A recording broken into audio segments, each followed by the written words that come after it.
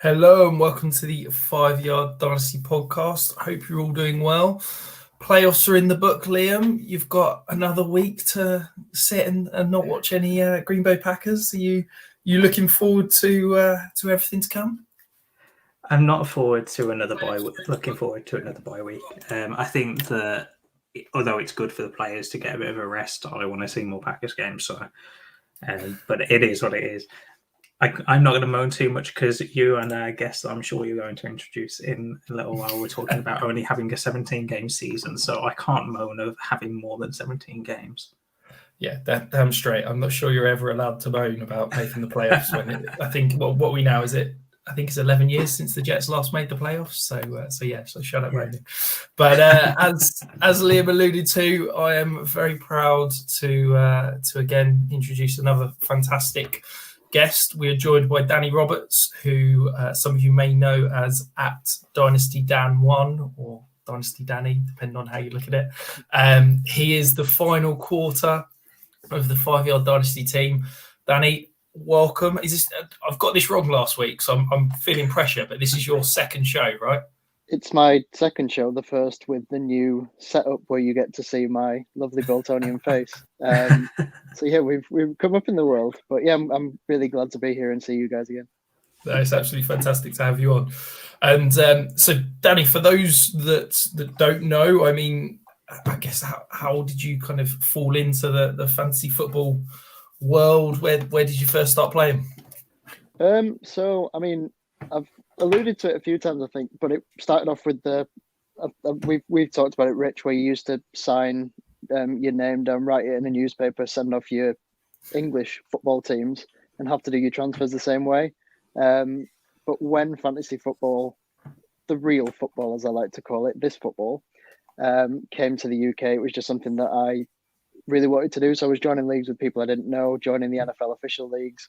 And nowadays, there's just so many opportunities to do so, whether it's going through DFS, DraftKings, those sorts of things, or the home leagues, of which Sleeper seems to be nailing the market down with at the minute, which I really enjoy. So I'm just in quite a few of those now. It's strange, but making friends all over the world by playing a game, which and being able to write about and talk about a game within a game, which is a really privileged place to be. Yeah, it's amazing. I think, I sort of, I guess, got into the kind of the fantasy world sort of three years ago or so, and it's amazing. I've made genuine lifelong friends, as you say, just out of being in random leagues that you join in Twitter, and then you become great friends, and people, other content producers around the globe. Really, is properly mind blowing. And how did you make that step from fantasy football fan to kind of fantasy football creator? So I studied sports journalism. I've always been involved in sport, whether that's marketing, media, content in one way or another. And I wanted to put all the chats that I was having with people that I could tell weren't that interested in my football passion, namely my girlfriend, who wasn't interested in what my thoughts were about this week's fantasy teams. And likewise, when I got in our home league, we get the big gaudy rings because, they say in draft day, one of the most masculine sports in the world, but what they win is a piece of jewelry. But I've got my ring on the side next to my American football light, and my girlfriend hates that I have that. But I just keep reminding her that she lives with a winner now. So what we're going to do, if you win your fantasy league, you've got to shout about it. It's a big achievement. Yeah. So I was starting to listen to you guys and read a lot of your stuff, reached out and lucky enough to be given the platform to work alongside you. People won't have seen me pushing some stuff out because as Rich and Liam know, I took a leave of absence to kind of work on some mental health stuff. And I just wanted to say on record that these guys and the rest of the 5 Yard, you'll hear us talk about 5 Yard as being a family, but the support that I received from guys that I've met on calls like this and talked football with just felt like real friends, and it did feel like a family. So I just wanted to extend my thanks to you and make sure that the listeners, viewers know that it's a really great group behind the scenes. They're not just great analysts and good football guys. No, I really appreciate that, Danny. And, it's fantastic that you can, talk openly. I think it's something that us as men, us as a fantasy football community, us as a general public don't talk about enough. So it's been fantastic to see you come work through this, and it's fantastic to have you on board. And as you said, be part of that family. It's a truly unique experience for me. Certainly, I'm now just over a year since I joined the 5 Yard family, and honestly, it's one of the best decisions I ever made. So yes, it's fantastic to have you as part of that. It's difficult transition now to go from that to Liam talking about alcohol, but I'm just basically gonna fail the link and go, Liam, it's time for cocktail of the week. I was going to say there's not much of a transition there, Rich.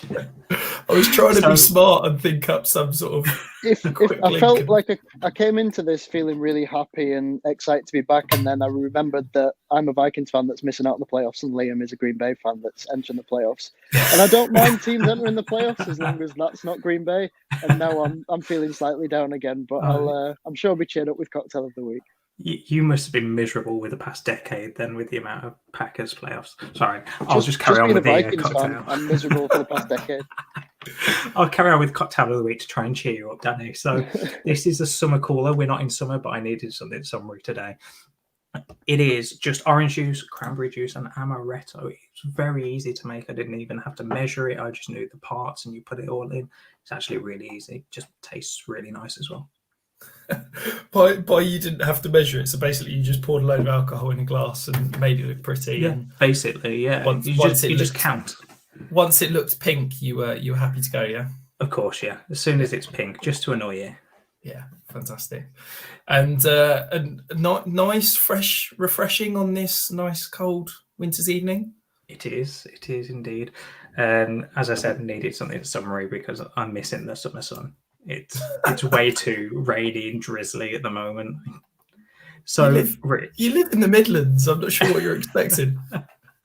I don't get to go to a beach at all. I have to travel a few hours to get to one. See, this is why you should come and move down south. I get to go to the beach every day. I went for a run along the beach at lunchtime. Oh, here we go. Look at you. It's usually hard to take on cocktails like that, though, if you live by the beach. This is very true. Right, so moving on. Significant news as it's week 18, or week 18 has just ended. There's not a whole lot of news. First of all, Cam Akers is back, guys. He's come back after an Achilles injury, and honestly, he didn't look great. But against that run defense, I don't know what you're expecting. 5 rushes for 3 yards, yeah. And he's coming back off an injury that normally takes people over a year to come back from properly and get back to full speed. So for him to even be on the field at this point is insane to me. 100%. We're 5 months removed from him doing it, and normally you're a year before you get back on the field, and probably 18 months to 2 years before you look like yourself again. And the fact that he's back in 5 months, even on an NFL field, is absolutely mind-blowing. And now he's back. It doesn't matter really what he does over the next couple of weeks, but he's going to have a full off season now to get back into full shape, ready for next season. Hopefully we get to see a lot more of him going through the playoffs, or the Rams will be one and done and the Cardinals will bounce them out. And I'm sure Paul Picken will be very happy about that. Now Lewis won't be. So what's great with the Cam Akers thing as well is the fact that I don't think no one expects him to come back at all. No one expected him to come back and make any big waves this season. But the fact that he's coming back from what usually is a horrific injury at the back end of a season to be able to get back on the field, know what that's like, feeling again, rather than having a full season, a full off season, and then that first game feeling quite timid and afraid of his own body. I think it's going to really stand him in good stead. And I'm likewise, I want to see what he can do next year with that full off season behind him. It's a great point, because I think that, you listen or read anything that any sportsman say about injuries, is it's not the rehab, it's the nervousness around that kind of first game back, or first, step back onto that performance field. You can practice as much as you like, but until you're in a game scenario, take that first hit, you're never truly back, are you? So he's done that already. Hopefully, he gets a couple of weeks of some game time and can get back to what we'd hoped he'd be at the beginning of the year. But now he's got a whole off season. I'm really, quite shocked that he's recovered this quickly, but really pleased about him going forward. The only other bit of news that I've got, guys, is it was Black Monday yesterday. So for those of you that don't know, a lot of coaches get fired on Black Monday. It's normally the Monday after the season ends. So quick rundown. You've got the Vikings, Danny. I don't know how you feel about this. Both Mike Zimmer and the GM have gone. Okay with this. I think Zim was getting a bit spiky towards the end. I didn't really know what our direction was. We struggled on D, and that was his kind of bag, and he was play calling there. Offense should have been better, but there was times where we were scoring a lot of points, but we didn't know how many we would concede. I think going in a different direction is going to be good. Spielman, I'm a little bit upset about, just because he feels like he's part of the furniture, but it does mean that we can look forward to not trading back for 18 picks in the fourth round, and we can just pick where we're supposed to pick. So we'll see what happens. It's exciting, but a lot of change, although the Wilfs are saying not a huge restructure or rebuild. So we'll see which direction they go. Is there any particular, I know there's not names being thrown around at the moment, is there any particular name that you'd love to come see in? I would love to move to a more offensive mind, and I think Kellen Moore would be nice to see. He's only 32, though, which would be the youngest head coach.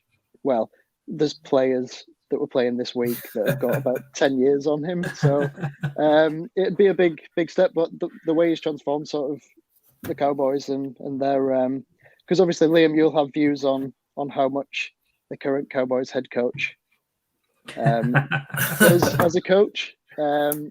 But yeah, I think Kellen Moore has really made that offense spark. So I'd love to see what he could do with players like Jefferson and Cook, and when Irv Smith comes back, because the focus has been on defense for quite a while now, and we've got a really potent offense. So speaking about head coaches and GMs going at the same time, the Bears fired both Matt Nagy and Ryan Pace, the GM.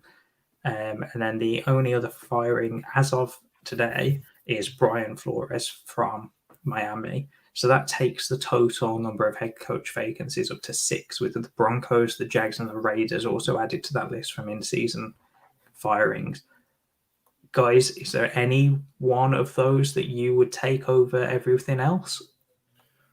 I think it's difficult to sit here and say that's the best job, because I think it depends what you're looking for. I think if you're, you're looking to get 2-3 years out of your first gig as such, probably you got to look at something like the Jacksonville Jaguars. You've obviously got Trevor Lawrence. They've got the first pick.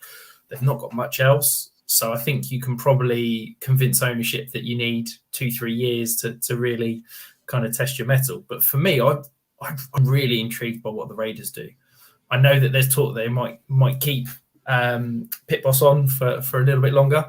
But I think if they can go out and get a big name, they've got what I consider a top 10 NFL quarterback in Derek Carr. The defense has really taken big steps this year. I think if you can address that offensive line and maybe add in, either a potentially another deep threat to replace Henry Ruggs, I think that's a really interesting offense and a really interesting team that should potentially be playoff bound. But obviously the concern is you've got Mahomes and Herbert 4 times a year, which is probably not perhaps the most appealing. What about you, Danny? Is there any that you particularly love? Going to the Raiders quickly, I think any Raiders fans deserve just some stability and to know where they're going. The fact that they've managed to put together the season that they have with all the off-field, tragedies in some cases, dramas in others, yeah, as you said, Derek Carr really stepped up this year and looked really good. So that's one. It's tough going to Miami as well. I feel like Brian Flores has been harshly treated.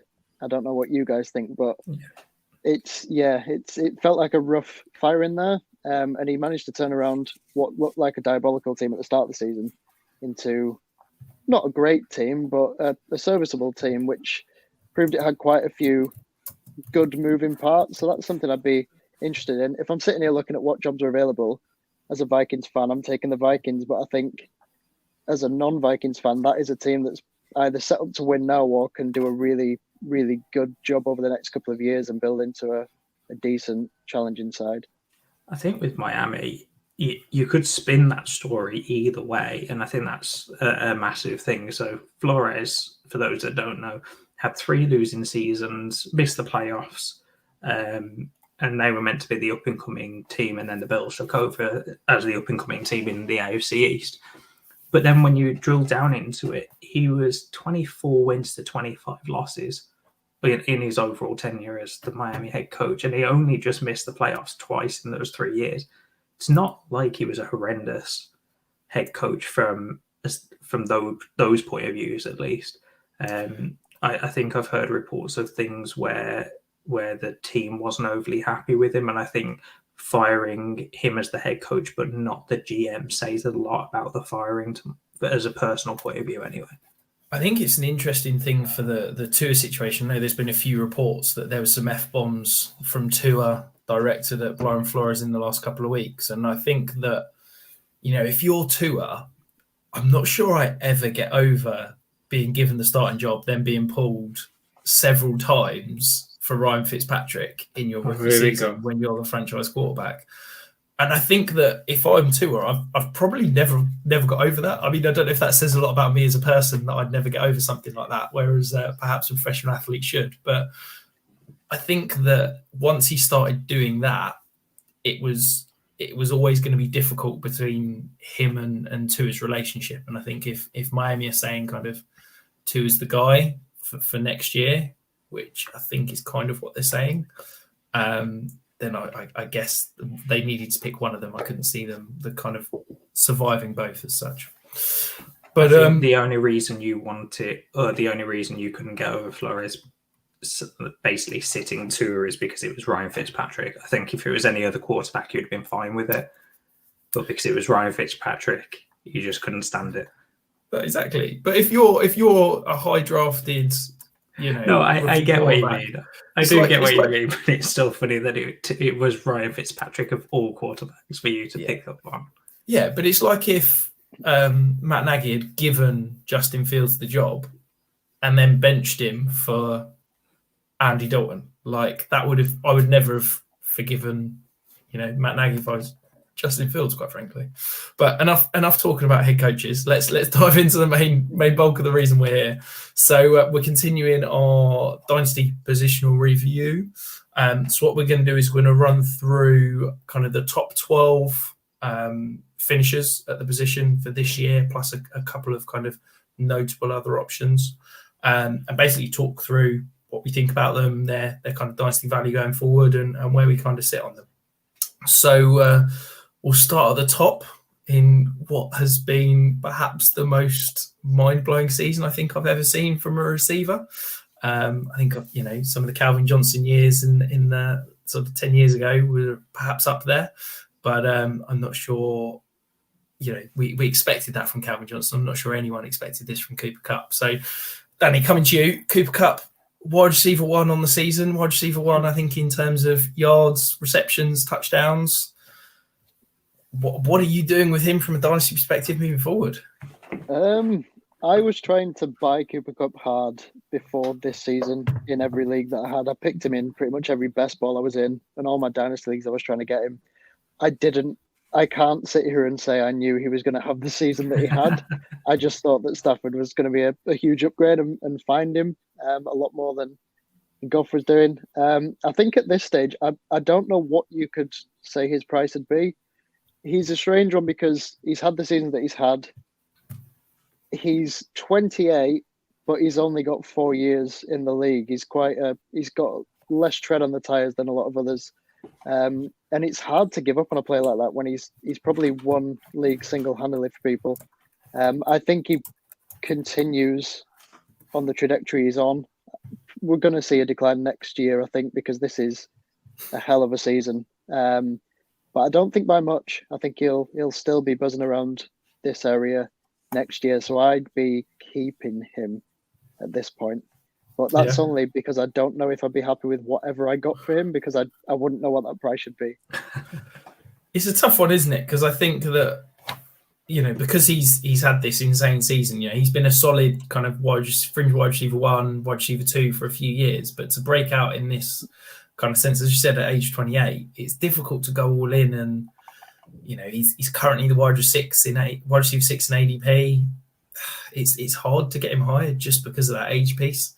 I mean, Liam, if you were a sitting pretty a contender for next year, what would you be willing to go and spend to kind of go and buy him? Yeah, as you both said, it's tough because of the age piece. I'd potentially go and buy a different style piece. One that we're probably going to talk about later is Deontay Johnson that I'd be looking at potentially getting, or even some of the older guys that we're talking about, just because their price is going to be cheaper. But I think with Cooper Kupp, you're probably talking over 2 firsts at this point. I don't think you're getting him for 2 firsts or anything under that. Even though he is 28, he just had an historic season, didn't he? So I think I'd be comfortable 2 firsts and a second. I think pushing 3 firsts is a bit too much for me. Yeah, I think he's a really difficult player to move at the moment, because I think if you're selling, you're sitting there saying, I want at least 3 firsts. But I'm not sure anybody's paying that for, as we said, a age 28 wide receiver. I mean, looking at ranks here, so Liam and I have both got him as our wide receiver 7. Danny, you're up at wide receiver 3.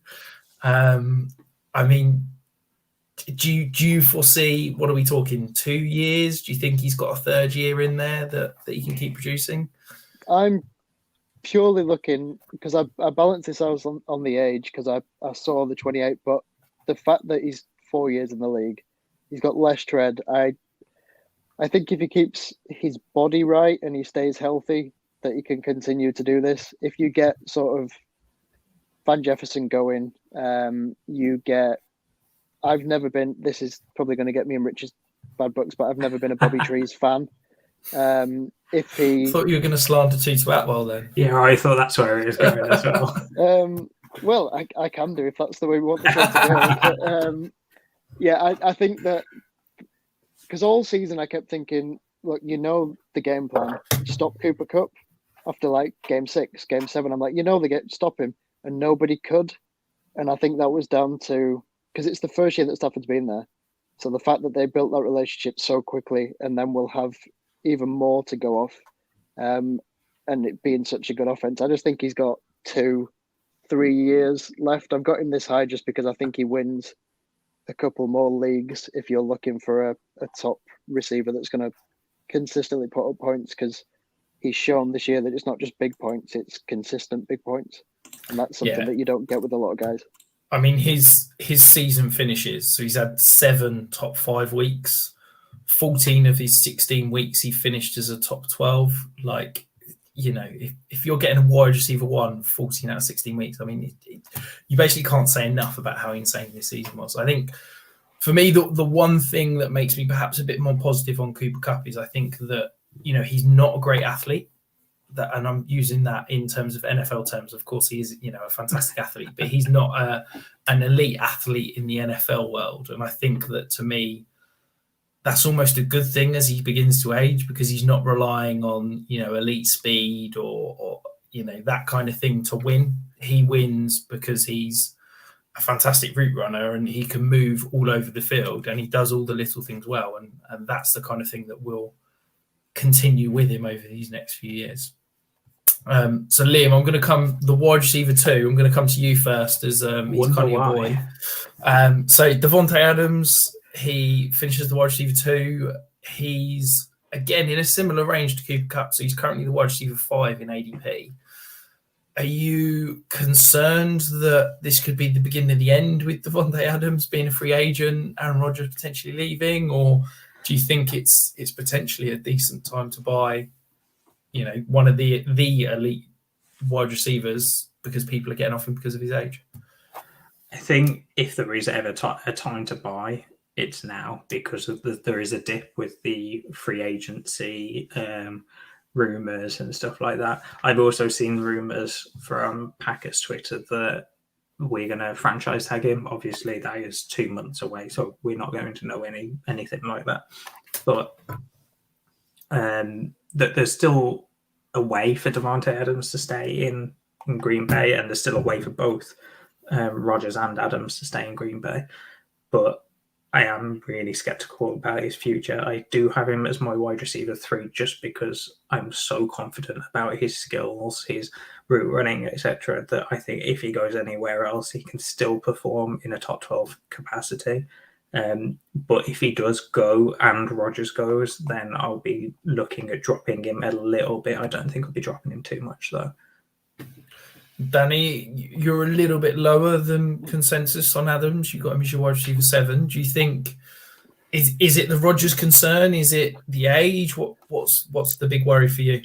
It's a mixture of the two. I know I've just saved Cooper Kupp by saying he's 28 and Adams is 29, but he's got 7 years in the league. Whereas again, there's just a bit more tread. He's been banged up a few times. He's taken hits. He knows. He's going to get to that stage now where his body's going to start giving him signs that certain things are going to need to change about his game. If that happens and Aaron Rodgers isn't throwing to him anymore, or I don't think we'll see a Kenny Golladay situation where he goes to somewhere else and just disappears into obscurity, because he's a much better player than that. For me, he is one of, if not the best wideout in the league, and it pains me to say that, seeing him in the NFC North way too many times. But he is an unbelievable athlete. It's just those concerns about, is he going to stay? Where does he end up? Is he going to go if Rodgers does? Is Rodgers going to be there? He's 29. Does that? I mean, I turn 29 tomorrow, and my body after a Brit Ball season, I know about it. I know that he's got access to all the trainers and the nutritionists in the world, but he's gonna start feeling it as well. So it was purely that. Even if he stays in Green Bay, I would love to see him still be at the top of these lists next year. But my head just says be a bit smarter than that and maybe look at a decline over the coming years. I think he's an interesting one to monitor, because I think that for me, unless the Packers win the Super Bowl, if we're heading into the offseason, you can guarantee that February, March is going to be filled with where's Aaron Rodgers going. And I think that once that starts happening, I wouldn't be shocked if we see Devonta Adams' price plummet. And I think we saw it last year. Exactly. And I think that if we're talking, if he's wide receiver 5 in ADP at the moment, if I can get him at that like wide receiver 8, wide receiver 9 price, I'm smashing that all day, because I'm coming around. I know I've been saying all season, Liam, I've been winding you up that Rodgers is gone, but I'm coming around to Rodgers potentially staying. And I think if he does, you've got, a top 5 wide receiver for the next couple of years at least. There has been a lot more talk, and from Rodgers himself as well, that kind of points towards him staying. Now, this is trying to read between the lines, and you probably should never do that with Aaron Rodgers, because he's proven time and time again not to do it. But he's done a lot of things over the past few weeks that you could see as him trying to mend that relationship. And who knows, I could be talking out my arse here, and no one really knows what's actually happening. But it does seem to be trending in a way where he is staying, especially if they do win a Super Bowl. I can't see him just ditching after that, but who knows? Yeah, it's hard. I think for me, it's hard to see a better situation out there right now. Now, that might change come February, March, but I think, the Packers have got a top 2-3 roster in the league, and he's going to struggle to find something better out there, isn't he? So the wide receiver 3 on the season was Debo Samuel, another kind of out of nowhere season. But I'll be honest, this absolutely gobsmacks me. So his current value in ADP is the wide receiver 15. Danny, do you think that he is incredibly undervalued at the moment? Do you think he's a risk because we've obviously got this potential quarterback change looming on the horizon? What are you doing with Debo? He's a younger Cordarrelle Patterson from this season. Ouch. And I think... Ouch, that's brutal. Tough crowd, Danny. If we look at his receiving stats, he had some great games to start the year, and then towards the back end, he was used as a bit part running back. And I think that for San Francisco, that is their game plan. They've always been successful there. I think injuries, most are going down straight away, led them to think, well, what do we do? I went hard on Trey Sermon, thinking they traded up to get him, and then Eli Mitchell comes out of nowhere. So you just never know what that running back room is going to look like. And I think next year they'll get that sorted and they won't rely on Debo as much. You've also got the fact that there may be a changing quarterback. If he's not it was Trent Sherfield in preseason, and for his first couple of looks was Trey Lance's best friend. So it could be anyone. We don't know who that go-to guy is going to be. I don't see it being Debo Samuel. I'm not on that train. And I know you guys have got him in your sort of top 12, and I left him out completely. Yeah. So if you've got Debo, Danny, I presume you're selling for whatever you can get. What would it take to kind of tempt you to pass on him? I mean, I don't know if I'm selling for whatever I can get. I think I'm going to lean on people that believe he's going to stick around and do this for a while. And he's 25. He's second year, third year breakout sort of area. I think I'd be leaning towards talking up him doing well. But from a personal point of view, my head just says I don't think he is. I think you'd get some decent offers out there, especially with some of the points that he's put up. There's some games that are bordering on 30 points, one that's surpassed in my leagues. There's 4 games where he's gone over 150 yards, and that's receiving. That's not me pretending he's a running back. So I think you can be looking at first and other pieces that you might need. I think with a lot of these players, especially the aging receivers, trying to give those to a team that's ready to win now if you're on the cusp to get some younger running backs potentially that may have had a bit of a down or off season where they've not shown as much as was expected. I think you could be trading a Debo Samuel, the running back, for an actual running back to come into your team and do a job. You're really hammering home this running back theme with Debo, aren't you? We drafted Cordarrelle Patterson at the Vikings and never had the Cordarrelle Patterson that he became as a running back. We had him as the Devin Hester wannabe. So there's a little bit of bitterness that I'm taking out on the wrong person here. But I can just see history repeating itself. And yeah, I'm gonna get out now, and I'm just gonna say no. Let's trade Debo and let me get a running back to add to my challenging team. So Liam, if you're in leagues with Danny, what are you willing to spend to go and get Debo? As I think you're a little bit more of a believer, shall we say? I am more of a believer than Danny, because Danny just seems like he's scarred by Cordarrelle Patterson, to be honest. But I think with Debo, I share the reservations that I don't know what this offense is going to look like next year. I do think Debo has shown a lot this year, and because of that, especially later on in the season, Kyle Shanahan has found a way to get Debo the ball. Yes, it's been in the run game a lot over the past few weeks, but I think that he's always going to find a way to get Debo the ball, whether that is through wide receiver screens or running the ball from the backfield or anything along those lines, little shovel passes, or even short routes for him to go and break off a big yak run.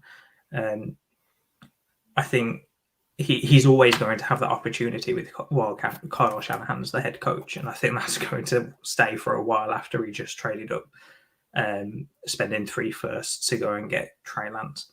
So I do share the reservations, but at the same time, I think Debo is that talented that he will always get the looks. So to answer your question, Rich, I'm probably looking at a first and a second, and that's probably me being a bit stingy. You're probably looking at 2 seconds if you're trying to get anyone as a top 12 wide receiver, at least in your rankings. But the reason I say a first and a second, and probably more like a mid first and a second, that's probably because I'm still skeptical on Debo. But as soon as I see one game of Debo getting all the looks, I think I'd be all in, and I'd be spending 2 firsts for him at least. So I think, excuse, I might go on a little rant here, but I think that perhaps the Dynasty community, perhaps we're almost, I think, trying to be a bit too perfect in how we're viewing our wide receivers. And I think that for me, and I had the rant earlier in the year about Cordero Patterson and how after week 2 we should be going in and buying him. And, I think that Debo Samuel is an absolutely unique player in the NFL. He is a freak athlete.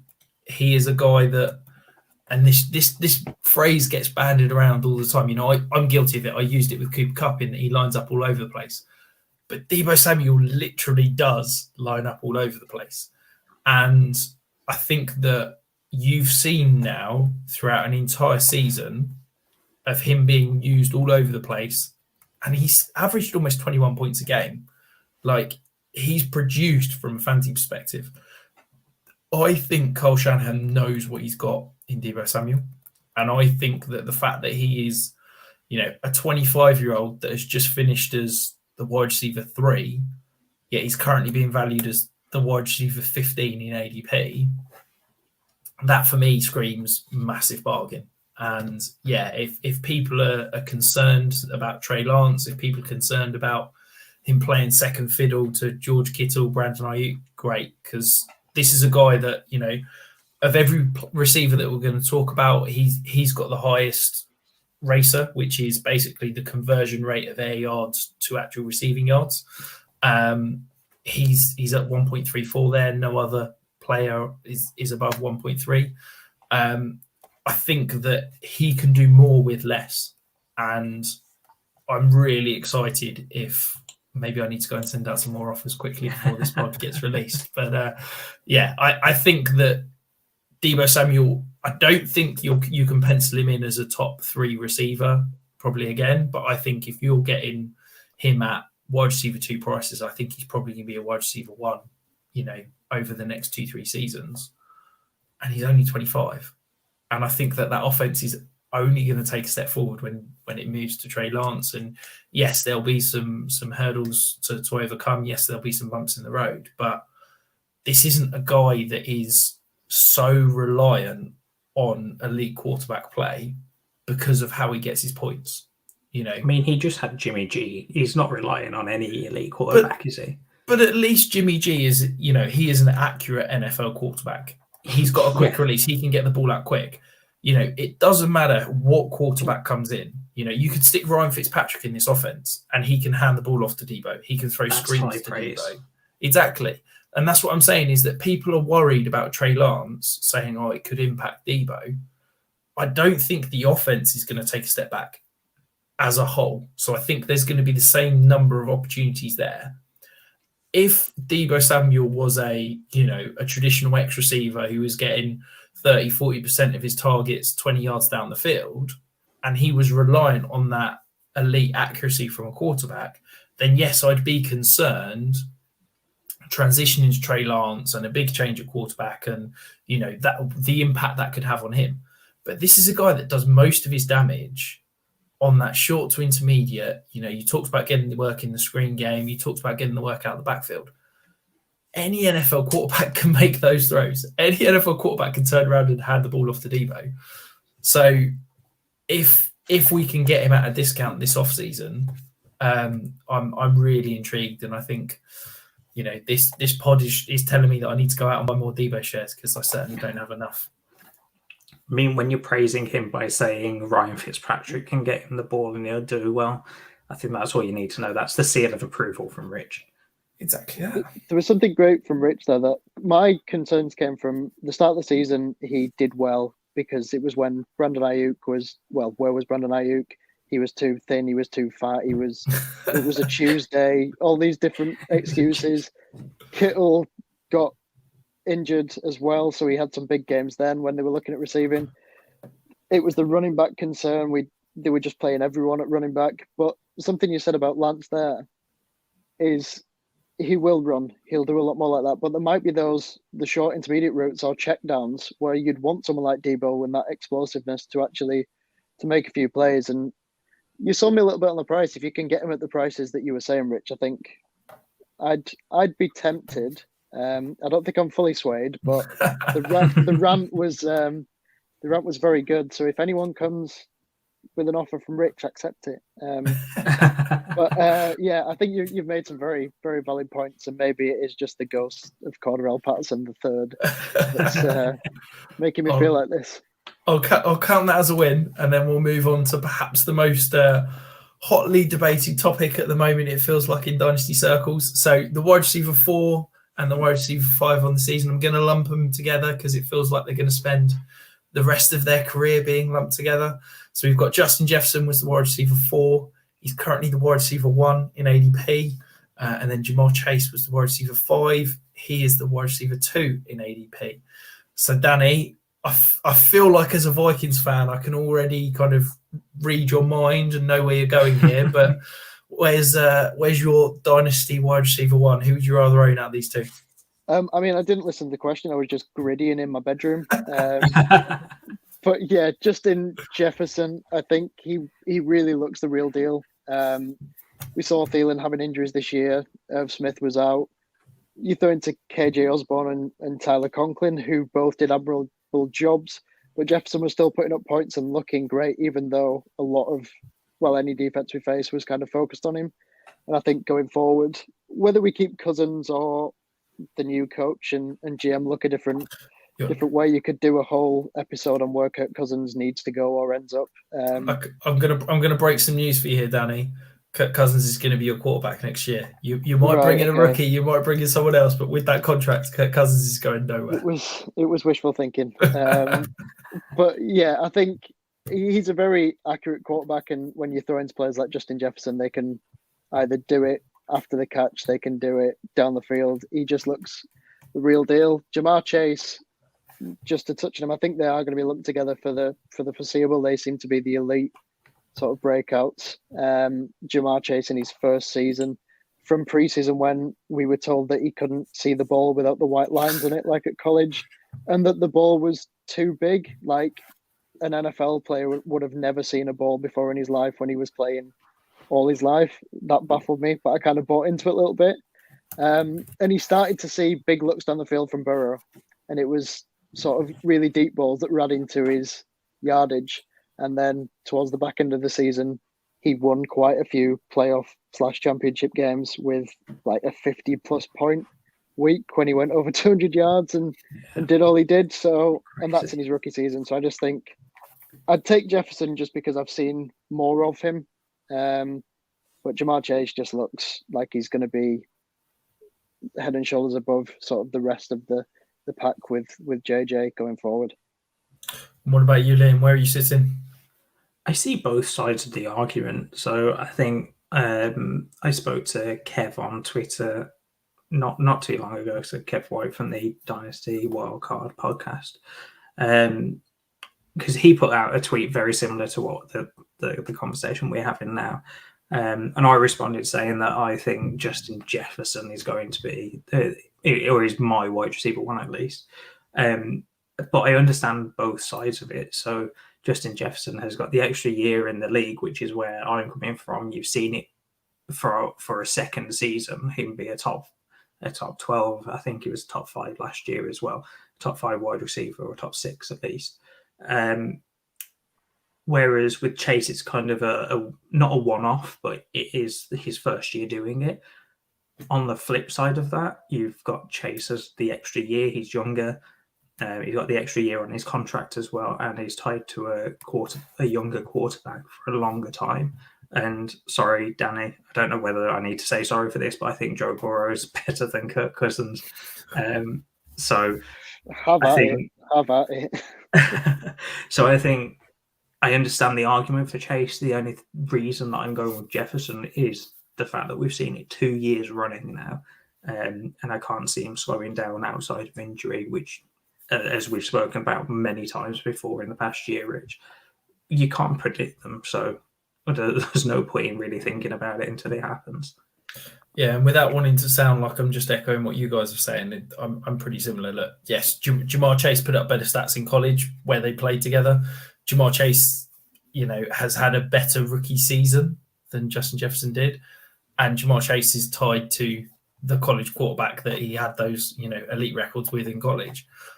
But I think for me, the reason I lean Justin Jefferson is I think it says a lot about where you play as a dynasty player. And I think Jamar Chase is going to have those bigger boom weeks. But I think that Justin Jefferson is going to be perhaps more consistent. And I think for me, from this, if I'm paying wide receiver one overall prices, I want someone that I can rely on week in, week out. I think if you look at, just this season, so Jamar Chase had 7 of his 16 weeks finished as a top 24 receiver, whereas Justin Jefferson was at 12. I just think that Justin Jefferson will be a more reliable week-to-week option. They'll probably end up, putting up similar fantasy points, and it's a case of what would you rather? Would you rather, 5 absolutely monster weeks, 6 or 7 solid weeks and a few terrible weeks, or would you prefer, the majority is sort of good weeks? And for me, I'd lean the safety and security and that consistency of someone like a Justin Jefferson. So the wide receiver 6 on the season, a little bit disappointing, I think, based on the fact, this was a preseason Dynasty wide receiver 1. Many people in redrafts wide receiver 1, and that's Tori Kill. We've obviously seen the battle and the challenges that the Chiefs offense has had this year. Danny, do you think it's, at 27 years old, it's time to get out on Tyreek, or do you think he's potentially in line for a big bounce back season next year? I think if he was 27 years old and wasn't showing the same blistering speed that has set him apart from quite a few receivers, I'd be more worried, but he seems to have retained that. And I think, as you say, there's been a few issues this season with, at a time, no one on this podcast, I'm sure, but at a time there was people questioning how good Mahomes was after a 3-game stint. So I hope to play with those in fantasy football going forward, because there were some ridiculous takes coming out there. But I think he is just a consistently safe pair of hands, and he always seems to pop up. You always think, when I think of him, it's always deep routes, blistering speed, but he always seems to be the guy that's catching touchdowns in the corner of the end zone, or like 5-yard throws to get a catch, and he comes from nowhere, and he just seems to do what he wants at times, regardless of whether the route he's run has worked. Mahomes buys you more time, so Tyreek Hill can kind of improvise. And I think him and Mahomes have noticed that. And they've spoken about it this year anyway, that happens. I think he just offers so much as a player to one of the greatest quarterbacks in the league. So I'm still in him for a few years because, 27 and still showing that speed. So I think he'll bounce back next season when the whole Chiefs offense will be hoping to. And Liam, do you think it's bounced back? Do you think we're going to be in a position where Tyreek is back to the kind of top 5 that we've seen in the last few years? I think it's very harsh calling Tyreek a bounce back candidate because, yes, he was the wide receiver 1, but the only way he's down from wide receiver 1, you can't overachieve. So I think it's very harsh to call him a bounce back candidate when he finishes the wide receiver 6, especially after having such a tough, offensive display for a lot of the season, to the point where some people, whether they know a lot about football or not, started questioning Mahomes and that entire offense. That said, I do think he bounces back in quotation marks to the top 5 that we used to seeing from him. But yeah, just to echo what Danny said, really, he's so quick, and he just seems to do what he wants. The only concern I have with Tyreek is he's coming into his final year of his deal, but I have no real hesitations about him, because I can't see the Chiefs ever letting him get to free agency, to be honest. No, I'm not concerned about that. I think he's likely to get re-signed at a decent number. I wouldn't be shocked if they gave him, he signed that 3-year deal whilst he had some legal troubles looming over him. So I wonder, now he's had a couple of years where he's sort of been a good boy, shall we say. I think the Chiefs will look after him slightly longer term. One thing touching on what you said, Danny, about seeing him bursting deep. So I just wanted to rattle off some quick numbers for you. So in 2018, he averaged 20.5 points a game, and he scored 43.5% of those fantasy points from deep passes, which are passes that are 20 yards or more from the line of scrimmage. In 2019, he was at 48% of his points from deep passes. In 2020, he was at 33%. And then this year, he was at 18.6%. So he's gone from, 30s, 40% to 18%. And I think that's a huge amount of that is the shift that we've seen this year in how defenses are playing the Chiefs. And I've talked about it a couple of times about this, huge amount of those cover 2 shells, and basically sitting back and saying to the Chiefs, have 10, 15 play drives if you want to score, but you're not getting a quick one over the top. And I think that we've slowly seen Tyreek Hill kind of change the type of receiver he is, and he's seen a lot of more of those shallow crossers and those, dig routes across the middle. And I think that hopefully there will be another weapon brought into this offense. I think you saw them go out and get Josh Gordon, which I don't think brought the element they were hoping for. And I wouldn't be shocked if we saw them make Simmons for the moves they did last year with their offensive line. I think they're a target to whether it be go out and trade for, an established veteran that can be that kind of outside X receiver, or whether they go out and get maybe trade up for someone like a Burks or a Drake London in the draft to be that bigger bodied receiver to hopefully take some of that, force teams out of that cover 2 shell. Because if you are going to sit back in that cover 2 shell, we're just going to bombard this bigger body with some underneath targets, and that will free up some room for Tyreek Hill. So, yeah, I mean, I'm still excited about Tyreek Hill. He's my Dynasty wide receiver 4, and I really believe in him moving forward. And let's be honest, there's a lot worse quarterbacks to be tied to over the next few years than Patrick Mahomes. Gonna try and speed things up now. We're getting into the back end of the kind of wide receiver 1s. So Stefan Diggs, I guess it was pretty much as you'd expect, perhaps not quite in the way that you'd hoped, but he was the wide receiver 5 coming in. He finished as the wide receiver 7. He's now the wide receiver 8. It kind of feels like he's that mid wide receiver 1, not really going any higher, not really going any lower. What do you think, Danny? Yeah, I hate to admit it because it's Stefan Diggs. He gave me the best moment of my football watching life with the Minneapolis Miracle, and then slammed us again and left with a bit of a cloud. We were given Justin Jefferson in that deal, so it worked out. But he is just such a high flow guy, and Josh Allen immediately built up this great rapport with him. And he makes some unbelievable plays, but he makes them consistently. I think he's got a few years in Buffalo as the guy. And like you say, he's going to give you that mid wide receiver 1 range on a consistent basis.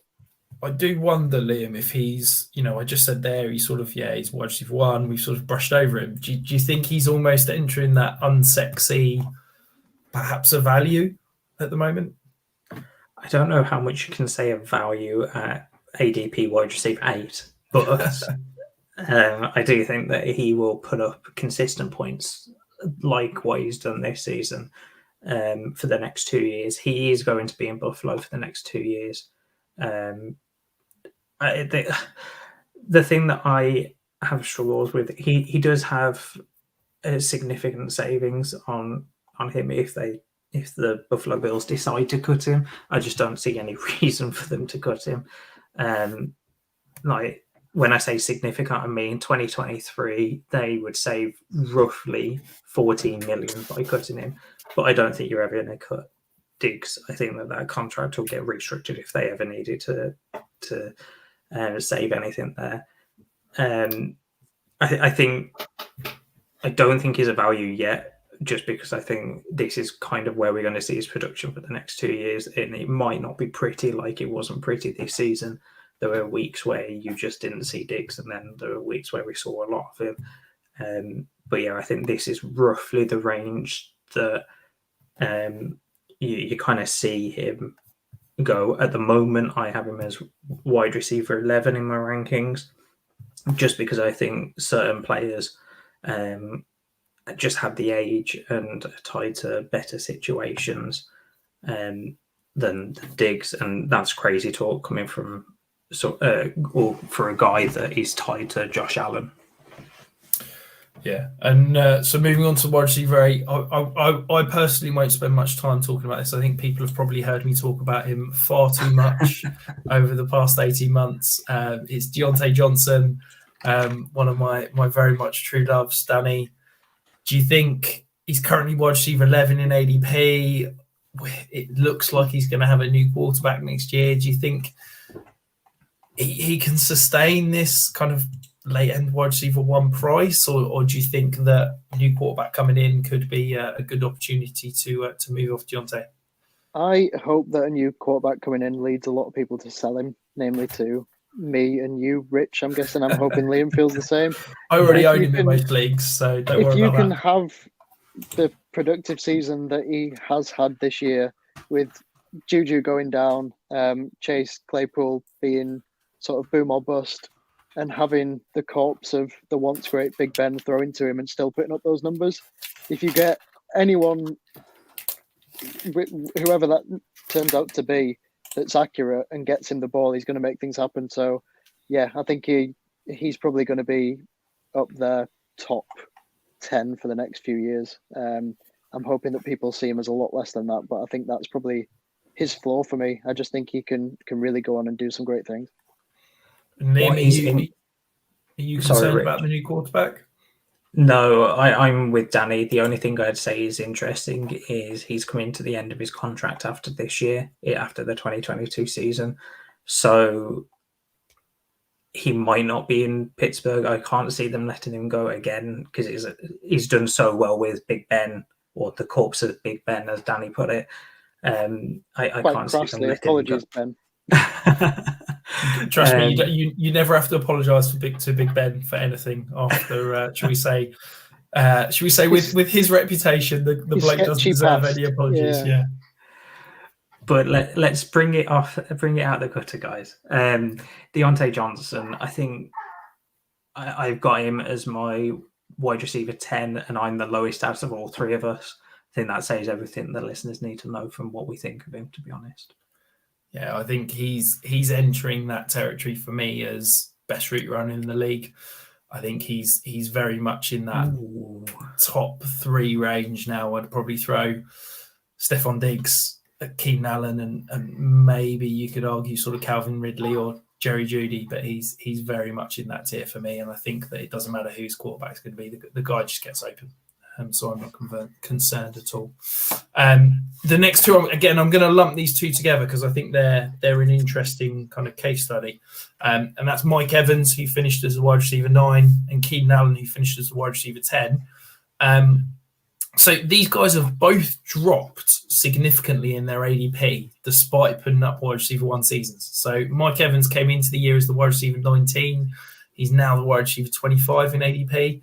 Keenan Allen, someone might have to explain this to me. He was the wide receiver 13 coming into the season. He's now the wide receiver 28, despite putting up a wide receiver 1 season and having, arguably the best young quarterback in the league throwing the ball. Do you guys think that this is the Dynasty community being ageist yet again and trying to get out too early on these guys? They're 28 and 29 respectively. Danny, do you think that we've still got potentially a couple more seasons of these guys being elite guys? 100%. I think it comes down to the age thing with Evans, especially having hamstring injuries when you're an older wide receiver isn't a great injury to be having. It kind of feels harsh calling a 28-year-old old. It's the Dynasty community. That's ancient. I turn 29 tomorrow. I'm allowed.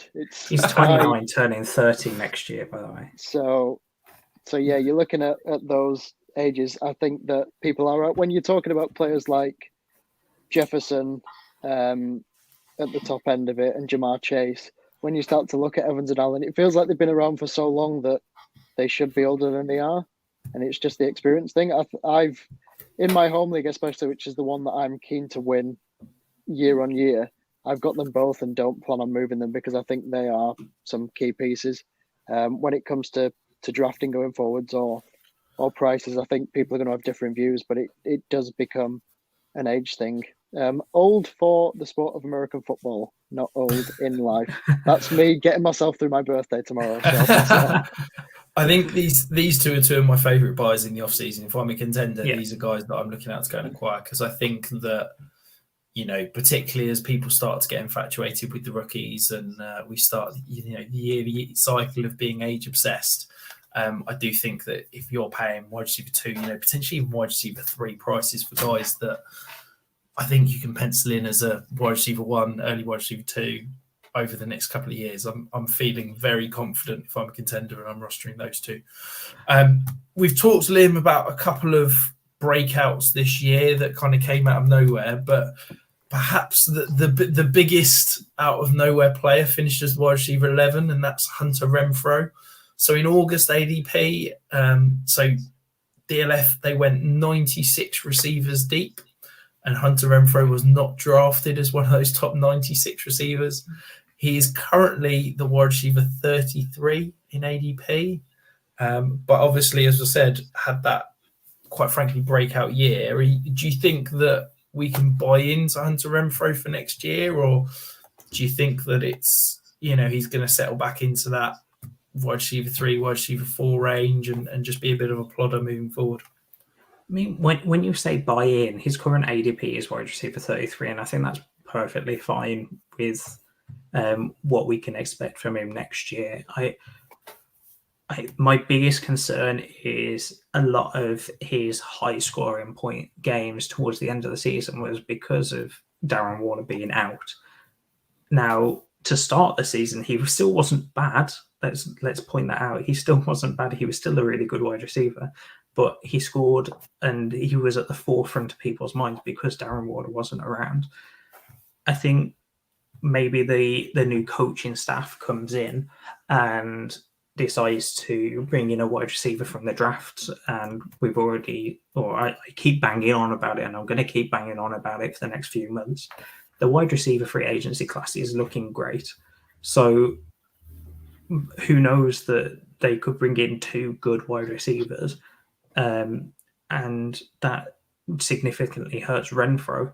Equally, they might not bring in anyone of too much of a note, and then Renfrow still has a good role to play there. I think wide receiver 3 is a price I'm very willing to pay. He's bordering on wide receiver 4 price at the moment, and I'm very willing to pay that to get an extra flex position.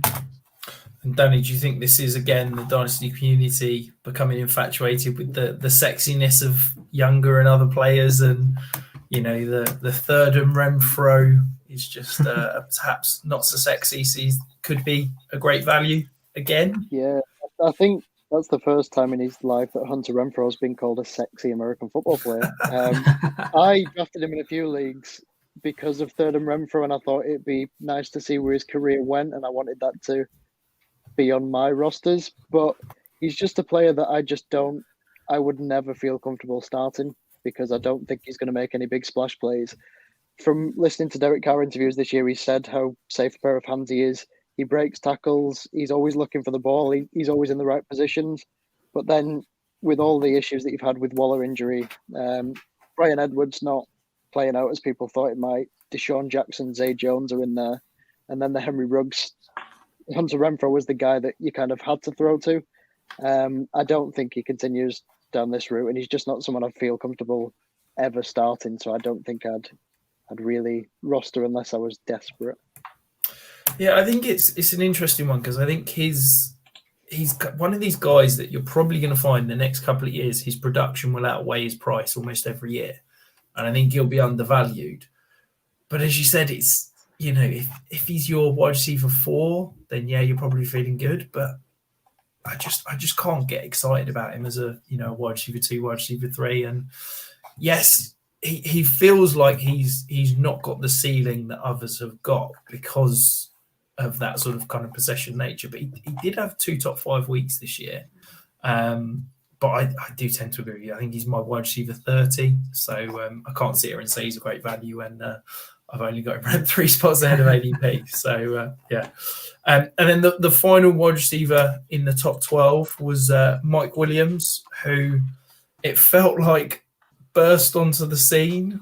Should we say? I think it was the first 4 weeks, completely exploded and then sort of drifted around a little bit, had a few disappointing weeks before coming back all right down the stretch. I mean, Danny, he's a free agent heading into this offseason. Do you think that, he's going to come back to San Diego? Do you think he's going to come back to the Chargers, or do you think he could be finding a new home and therefore kind of dropping in terms of his value? The latest thing I read from Mike Williams is that he would like to stay, but of course you would want to stay with that offense and Justin Herbert. I think he's a great big body receiver that makes huge plays. I was trying to buy him before this season, knowing that he was going into free agency, because I thought he'd have some really big splash games. And I think he could excel if Keenan Allen wasn't opposite him, in the same way that I think Michael Gallup, before the injury that he had at the end of the season, goes on to become maybe a wide receiver 1 in a different offense. He was that sort of player to me. I think if he does come back, he's going to be better for fantasy, because Justin Herbert throwing to you makes you a better player, I think, depending on where his landing spot would be. But yeah, from a fantasy point of view, I'd like to see him back in not San Diego. I was going to do the same thing back with the Chargers. And I think that the Chargers might look to make that work, because you want to surround such a good young quarterback with talent. And Mike Williams really is someone that complements Keenan Allen and Austin Eckler for that matter as well. So yeah, I think he's a great player that deserves his top 12 finish. Yeah. And Liam, do you think that, would you be buying him now ahead of that potential free agency bump, or do you think now's a good time to sell before his price potentially plummets as we head into free agency? I struggle with Mike Williams because he's only going as the wide receiver 35 in current ADP or December ADP. So is his price going to plummet that much? I don't think so. I think it's a weird situation where if you've got him, you're probably looking at a mid-first plus. And if you're trying to get him for wide receiver 35 numbers, you're probably not willing to pay that. So what I'm probably trying to say is he's a hold, but I don't know whether this is me being overly cautious with a guy that I like, because I don't want to see it happen again, but I can see a Golladay situation happening. I know Danny mentioned it earlier. I can see kind of a Golladay situation happening where he does go to a new team and then takes maybe a year to get into that system properly, just because of how kind of out of the way this season kind of came for Mike Williams. I don't know how you two feel about that, because maybe it's me being a little bit cautious. I think, yeah, it's quite right to be concerned. I think he's got that potential. He's probably the highest named wide receiver that I think could potentially leave. I think, as you said, Devonta Adams will be back. I think Chris Godwin's will be back. So that kind of leaves him out there. And I think that he's going to be wanting to put himself in that probably 15 to 18 million a year range. And I'm just trying to load the Chargers cap number now. But I think when you've got Justin Herbert potentially looming over it, I don't know whether you can be committing big money to Okay. I'll take it all back. They've got 72 million in cap space this offseason. I'll take it back. I don't think Mike Williams is going anywhere with that number. So yeah, I expect him to be back. It's hard because he's a 1B, isn't he? I don't think he's ever going to be a 1A in this offense, and that caps that ceiling. And I think that, probably he's my wide receiver 35. So I've got him in that wide receiver 3 range. I don't particularly like these sort of boom bust options that rely on contested catches. So that concludes kind of the top 12. We've got a couple of names that we're in around the top 12 in terms of points per game. So Antonio Brown finishes the wide receiver 6 in points per game. We won't touch on him too much, but Chris Godwin finished as the wide receiver 16, but it was actually the wide receiver 8 in terms of points per game. Danny, do you think, obviously, coming off the injury, could potentially not be fit for camp, is a free agent? Do you think Godwin could be a sneaky kind of buy the injury dip, or are you concerned about him come the start of next year? I think if you can get him for a price you're comfortable with, he would be a buy during this injury dip. My concern with his injury is the ACL, MCL tear. That was the Bolton tear. But they said that it didn't have any damage to the meniscus, which they were pleased about. But still, it's not a nice injury to have for a receiver that does a lot sort of over the middle. He'll catch the short routes and he's got that speed. I do worry about his longevity, having that success coming off that injury and not maybe being able to have that camp time either. But yeah, I think if you're comfortable with the price, I think you could probably buy the dip. And I'd be, I don't know if it's a dart throw for someone who is as good as Chris Godwin, but coming off that injury, having a dart throw at someone like that, if it doesn't pay out and he isn't the player he was, I'm not too upset because the upside is probably worth it if it does come off. Yeah, I think it's an interesting one, isn't it? Because it's a lot of question marks. As much as Chris Godwin is, a fantastic receiver, and he is, an elite player, an elite fantasy producer, he's coming off the injury. He's a free agent. His quarterback, potentially is back next year. Are we expecting a 45-year-old Tom Brady to be elite again? But I can't get away from just how kind of good he is. A little stat that I dug out. So he led the league this year in terms of points per game off of screens. So he averaged 5 points per game just off wide receiver screens, whereas no other player averaged more than 3. So I think that kind of comes back to, if Brady's back, if he's back in Tampa, it's good for him. But I am a little bit nervous. That being said, he's still my wide receiver 13. I'm still very comfortable going out and buying him because I think that, as you said, Danny, if you can buy any injury dip, I think it's a good time to grab him. Liam, is there anything else you wanted to add about Chris Godwin before we finish up?